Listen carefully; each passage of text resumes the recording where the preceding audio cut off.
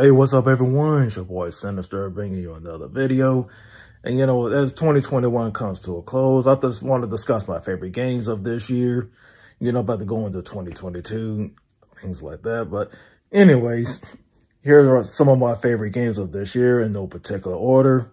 If you enjoyed the content, be sure to hit that like button. Other than that, hope you enjoyed the video, y'all.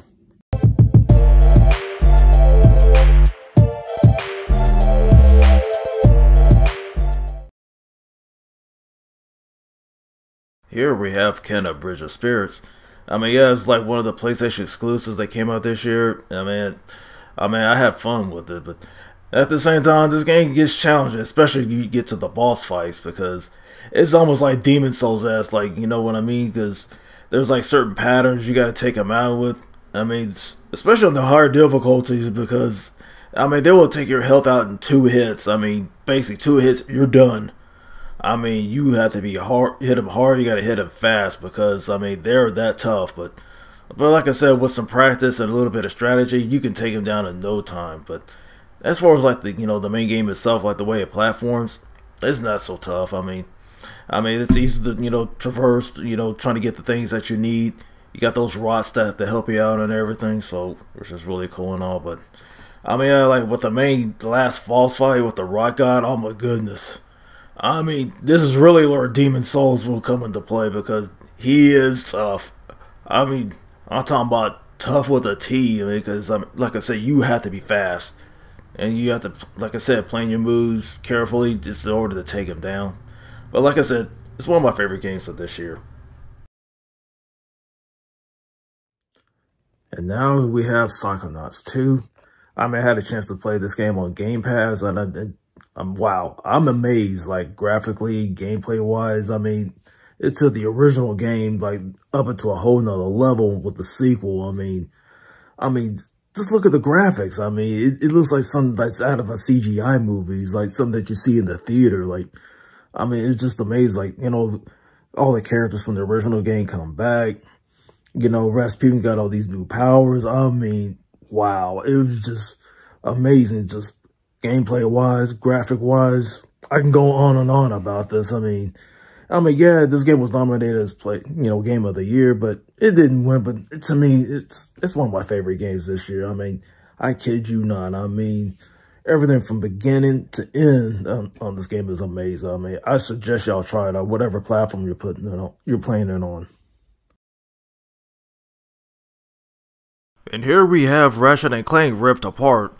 I mean, yeah, another PlayStation exclusive that I enjoyed this year. I mean, ever since this bad boy dropped, I mean, I was just nonstop. I mean, I just went through it from ear to ear. I mean, because, graphically, Insomniac did their thing on this. I mean, graphically is just amazing.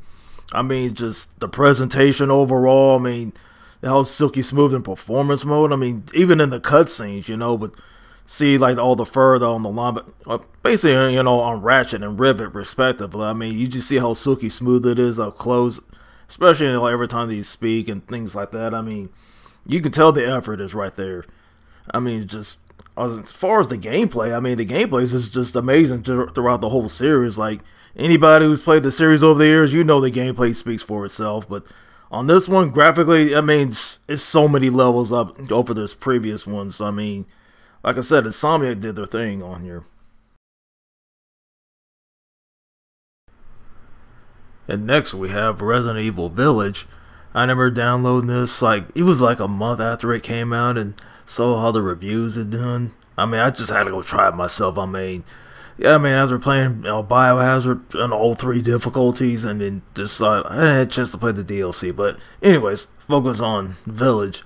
I mean, I just like the way it continues, Ethan just trying to save his daughter, because, heck, he just now found out, hey, he's part mold now. I mean, that's how I was able to, heal his hands and all that stuff, like with the medicine and things like that. So, but of course, he didn't care. I was like, his primary mission was basically, rescue his daughter no matter what from Mother Miranda. So, yeah, of course, everybody's thinking about, oh, Lady D, because, like, how cool she is and things like that, even though she's one of the first lords that you gotta take out. I mean, you figure you'd probably take her out, like, close to the end, but nope, she's the first to take out. Then you go after, Donna, You know, and then Fishman, then Carhart, Heisenberg or Magneto knockoff, things like that. So, I mean, yeah, I mean, I enjoyed this game beginning and end. Like, everybody's like, oh my goodness, Chris Redfield's the enemy, blah, blah, blah, how could you?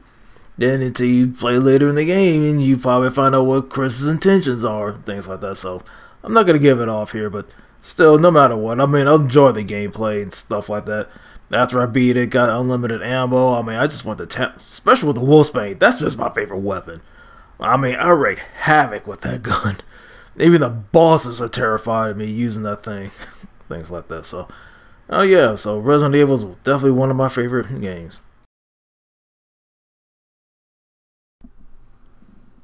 Hey, we got Guilty Gear Strive.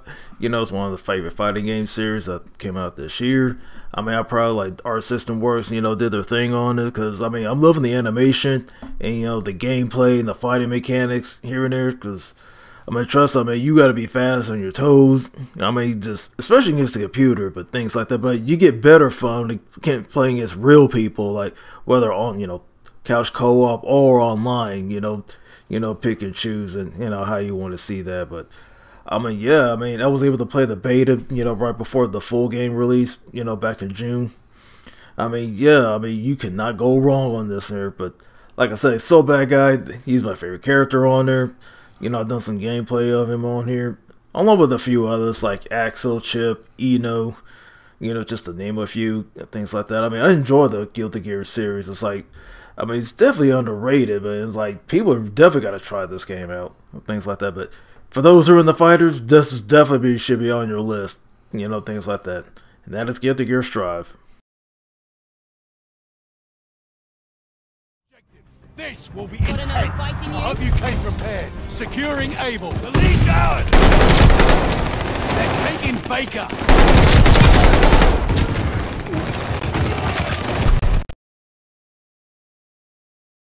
Now we have Forza Horizon 5. I mean, when this game dropped the other day, man, it was amazing. I mean, fell in love with it as soon as, you know, I was able to hit the A button. It's just seemed like, you know, get your opening vehicles, but the opening cinematics. And for the first time, your creative character speaks. Yeah, they speak back for the first time. Him or her, like, however you want to design him or her. You know, like all the outfits you can unlock throughout the game and things like that, which is really cool.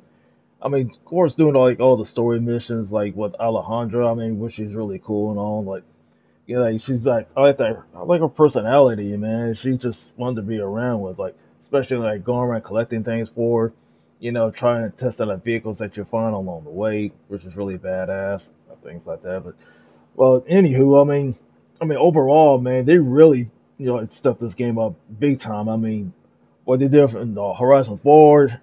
They upped it big time on this one. I mean, visually, gameplay wise, I mean, especially with, you know, with the new system, with that, of course, with PC, you know, PC, you know, is its own thing. But for the Series X, I'm sure in the Series S as well. I mean, don't worry, I'm not knocking the Series S.